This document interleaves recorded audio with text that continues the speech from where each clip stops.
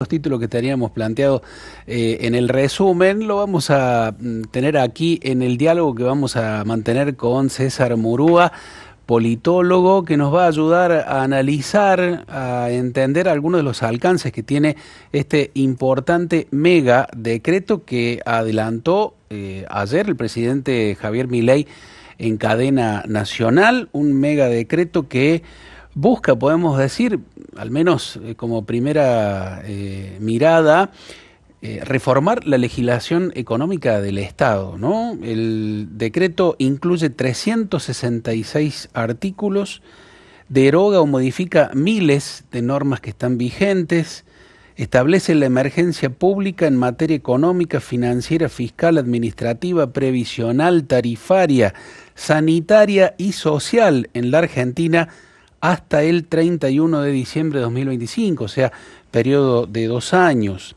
Claro, la envergadura que tiene este decreto, sus alcances, ha llevado a varios constitucionalistas a coincidir en que podría estarse ante una vulneración de la división de poderes, claro, porque es un decreto que avanza con legislación concreta. Entonces dice, bueno, está el poder que tiene la facultad fundamental de legislar es el poder legislativo, no el poder ejecutivo. Y con este decreto está avanzando en ese sentido el presidente Milei. Bueno, hay un montón de cambios y anuncios importantes, pero vamos a saludar a César Murúa, que ya está allí en contacto con nosotros a través de esta red que es el Meet y que nos permite, por supuesto, verlo y charlar con él. César, ¿cómo estás? Buen día. Gracias por la disponibilidad de siempre. ¿Cómo estás? ¿Qué tal, Javier? Buen día, ¿cómo te va? Bien, estamos acá con Cristian y con Ceci, tratando de evaluar un poco todo este volumen de información. Decimos, claro, es imposible abarcar en los minutos que tenemos el alcance de los 366 artículos que tiene este decreto. Pero fíjate, César, que el presidente presentó 30 de esos artículos o el contenido de alguno de ellos como lo más importante. Decime, Diego, por favor, si vos tenés allí el video donde está el resumen de esta presentación. ¿Todavía no? Un segundito. Bien, en un segundito vos me avisás y lo vemos. Bueno, César, entonces tu primera mirada acerca de este mega decreto. Bueno, esto que decís vos, Javier, de la diferencia entre lo que son la totalidad del articulado de la norma y lo que es el resumen que el presidente planteó.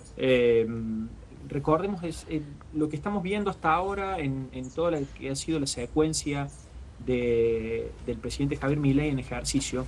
Es muy importante la estética y la forma y la consistencia en la cual va presentando sus anuncios y sus medidas. No habíamos estado acostumbrados a esa forma cuando lo hizo en su discurso de Asunción, tampoco en lo que fue la presentación del decreto anoche. Básicamente lo que está tratando de mostrar ahí es que este es un paquete de medidas diseñado con líderes políticos de distintos espacios. De hecho, ahí tenemos 4 miembros del espacio político de Juntos por el Cambio, ¿sí? Sturzenegger, Caputo, Bullrich y Petri.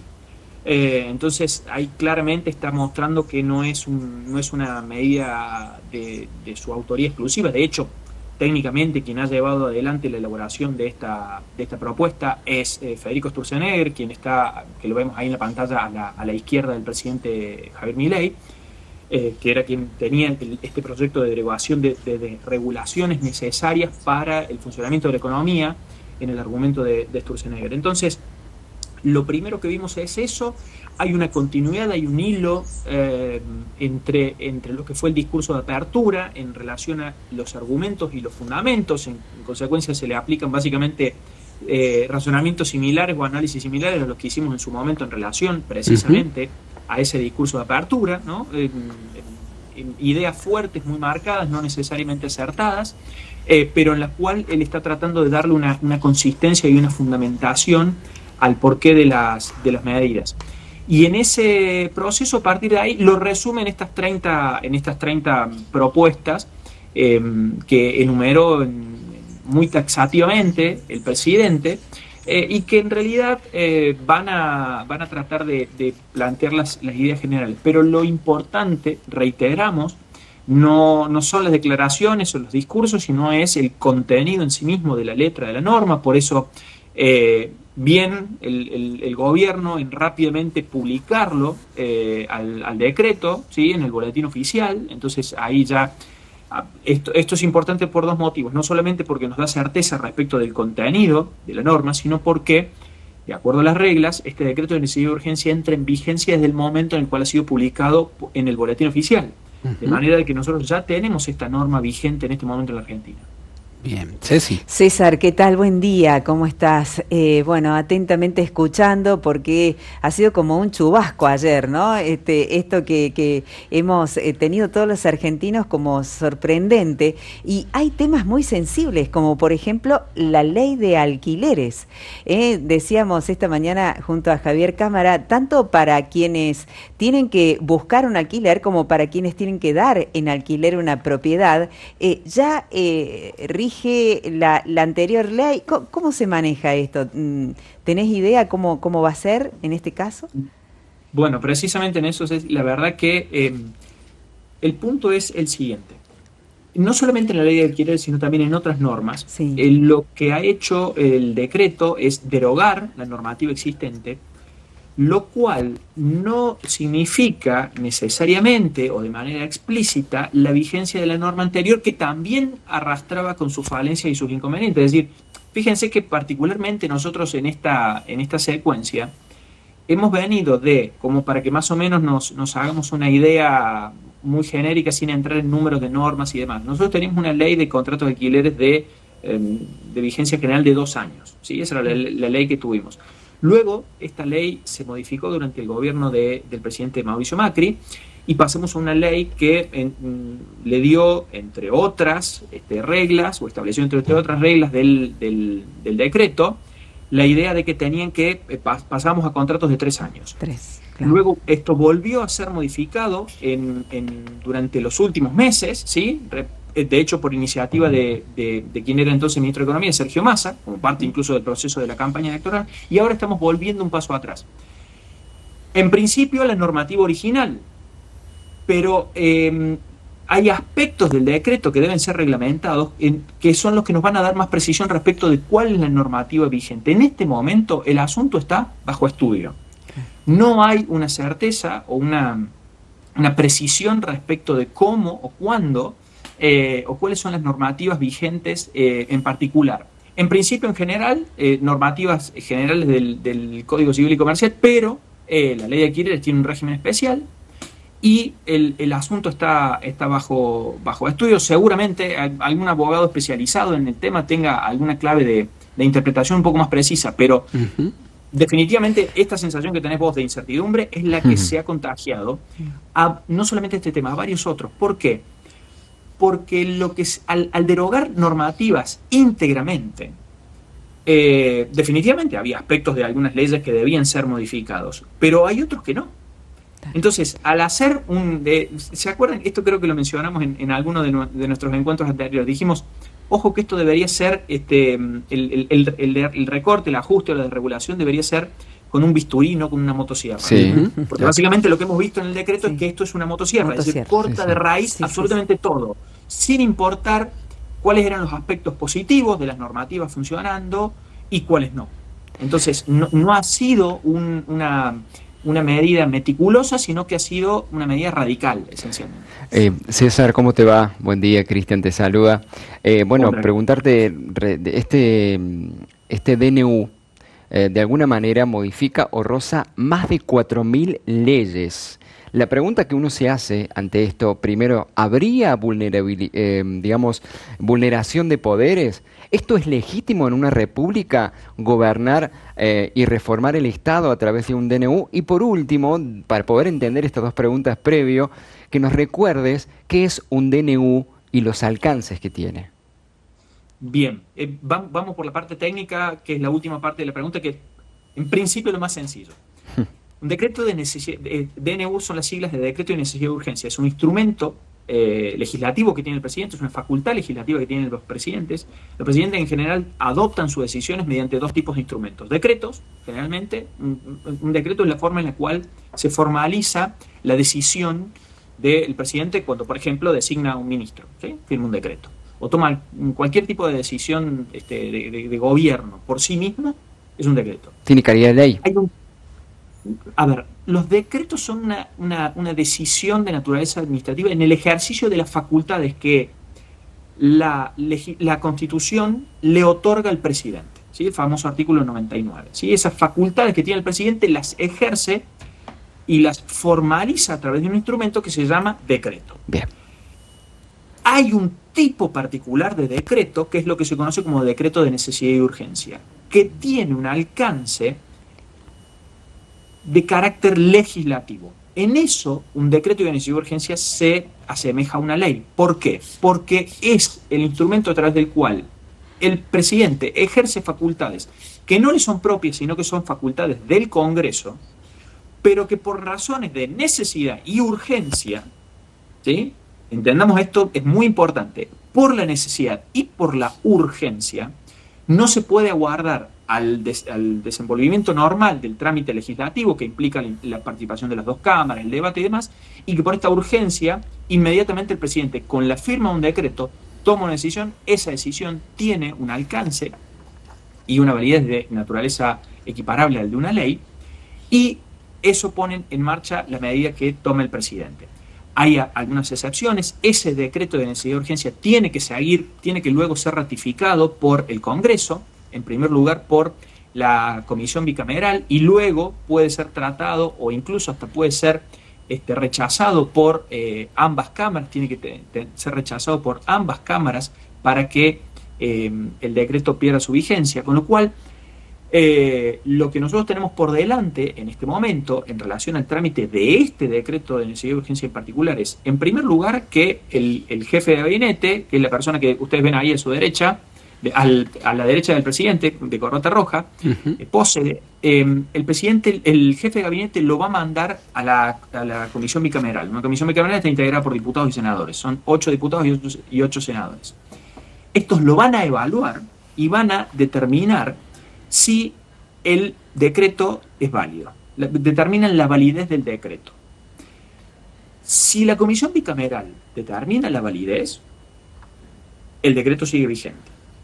Si la comisión bicameral determina que el decreto no es válido, las cámaras, ¿sí?, pueden aprobar el decreto y el decreto se permanece vigente. Entonces, entendamos que en este momento el Congreso tiene que hacer un doble esfuerzo, ¿sí?, para afectar la validez del DNU. En este momento el DNU está vigente y deberían ambas cámaras del Congreso, diputados y senadores, votar por el rechazo del DNU para que el mismo no pierda su validez, ¿sí?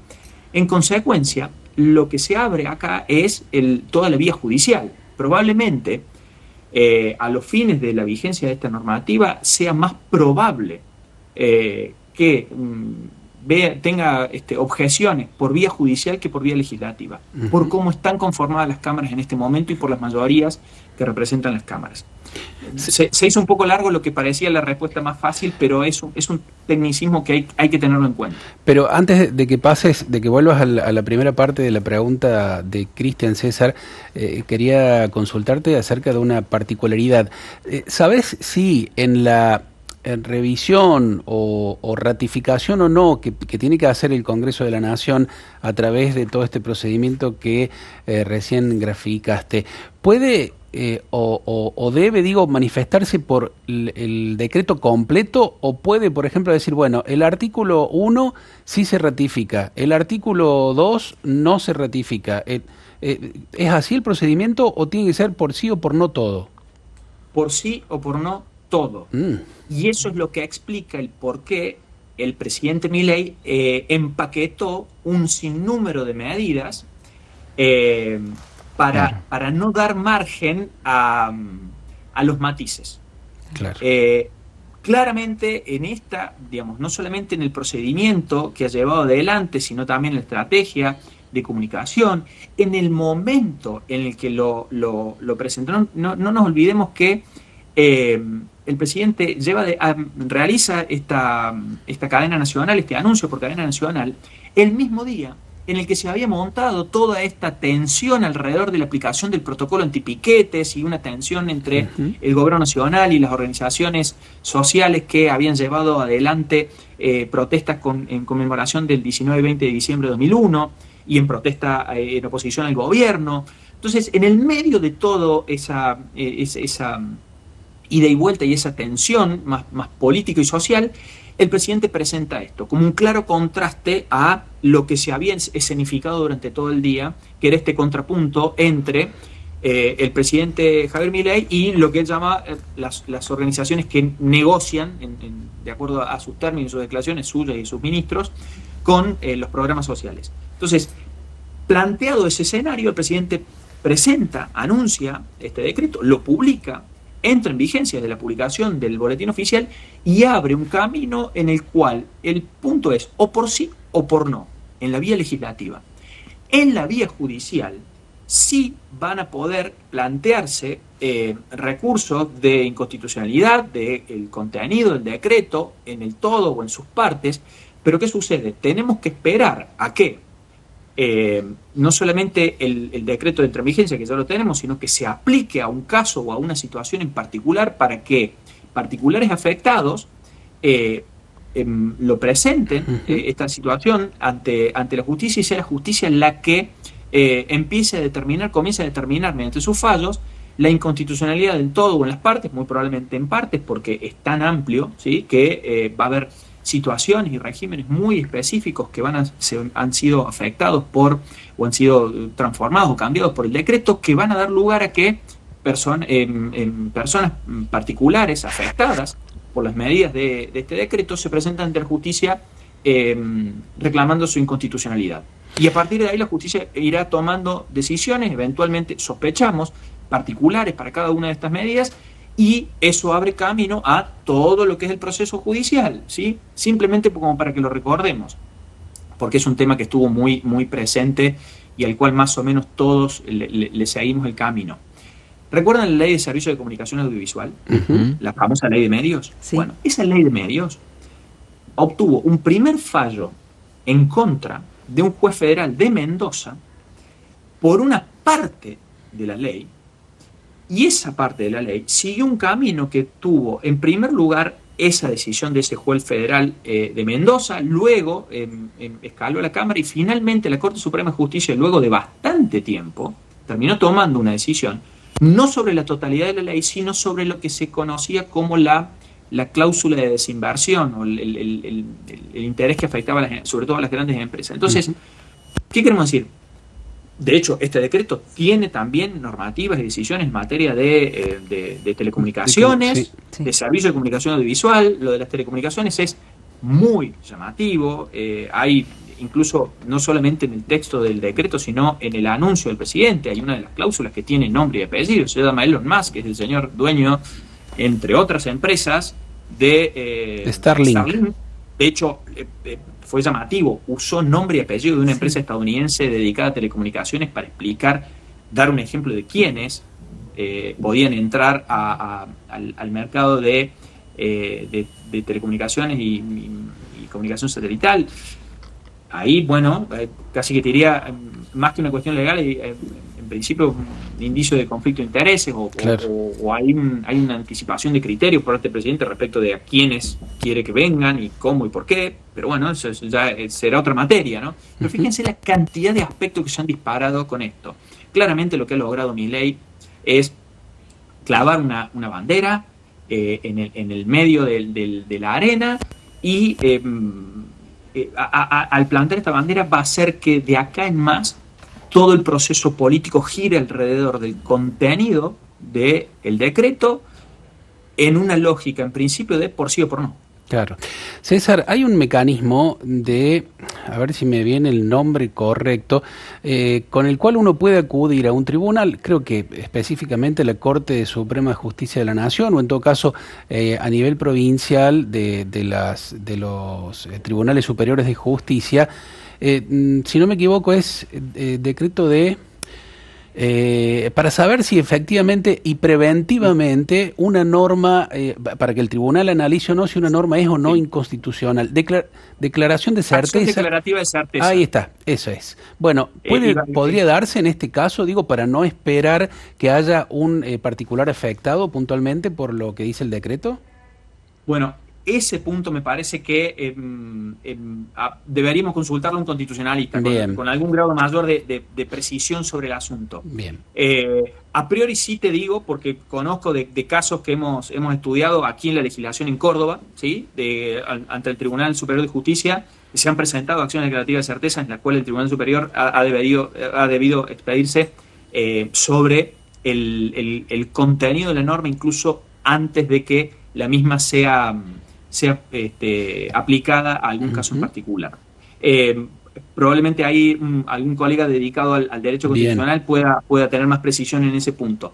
Pero, de nuevo, estamos yendo casi que te diría minuto a minuto sobre el tema. Claro. Ahora, vuelvo a la primera pregunta de Cristian. A vos, esto es una mirada subjetiva, pero digo, sos politólogo, has estudiado y estás permanentemente con este tema. ¿Te parece que es legítimo en una república, recordemos, fundada en la división de poderes, ejecutivo, legislativo y judicial, reformar una parte muy importante del Estado, todo lo que hace a su mirado, su visión económica, a través de un decreto de necesidad y urgencia? Sí, definitivamente. Pero mirá por qué. Es legítimo. Acá hay dos conceptos que nos van a ayudar a entender esto. Por un lado, la legitimidad y por otro lado, la legalidad. El presidente Milei tiene legitimidad de origen derivado de su reciente triunfo electoral, que es un triunfo electoral en elecciones libres, limpias, competitivas, transparentes, con una mayoría clara frente a su opositor. Entonces, el cumplimiento de ese procedimiento, ¿sí?, de esas reglas electorales y el apoyo masivo que el presidente obtuvo en esa elección, le da lo que se conoce como legitimidad de origen, que tiene que ver con el apoyo expresado a un gobierno en su nacimiento, en su génesis, en el momento en el que nace. Este gobierno nace legitimado, ¿sí?, electoralmente. ¿Qué sucede? Esta legitimidad de origen, ¿sí?, se transforma rápidamente en lo que nosotros denominamos legitimidad de ejercicio, que tiene que ver con el nivel de apoyo ciudadano a un gobierno en la medida en la que empieza a gobernar y a tomar decisiones. Cuando los gobiernos van tomando esas decisiones, ¿sí?, esa legitimidad, ¿sí?, puede empezar a fluctuar hacia arriba o hacia abajo en la medida en la que no solamente la ciudadanía en general, sino también actores en particulares, respalden, apoyen o no, se opongan a las decisiones que el gobierno va tomando. Lo que claramente ha intentado hacer o está llevando adelante, el plan que está llevando adelante en este momento el presidente Javier Milei, es aprovechar ese capital de legitimidad de origen, ¿sí?, explicar una situación, podríamos llamar, de emergencia. Es todo ese discurso preliminar que él anunció, que enlaza, como dijimos, con el discurso de Asunción, diciendo, esto es una situación lo suficientemente grave como para que nosotros tomemos la totalidad de estas medidas en este momento, ¿sí? Entonces, ahí radica la necesidad y la urgencia de por qué el presidente toma esta decisión en vez de seguir el camino legislativo tradicional. Lo hace porque necesita simultaneidad. Todas estas medidas deben ser tomadas en simultáneo, al mismo tiempo, porque no solamente porque son reformas estructurales, radicales, sino porque lo debe hacer antes de que se empiece a diluir esa de legitimidad de origen, claro, a medida que empieza a tomar decisiones y se convierte en legitimidad de ejercicio. Y esa legitimidad de ejercicio puede caer en la medida en la que las decisiones sean impopulares, afecten intereses colectivos de la ciudadanía y no solamente no pueda obtener el apoyo del Congreso, ¿sí?, que depende de una matemática de votos, de bancas y demás, sino básicamente que no pueda tener el apoyo expresado públicamente por parte de la ciudadanía y de determinados actores con intereses particulares alrededor de las decisiones que toman.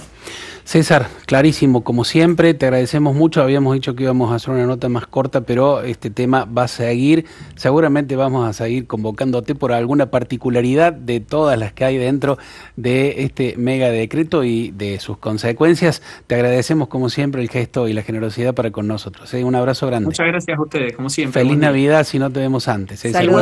Bueno, esperemos que no nos veamos antes de Navidad. Que tengamos de nuevo algo. Con otro decreto. Chao, César. Chao, Andes muy bien.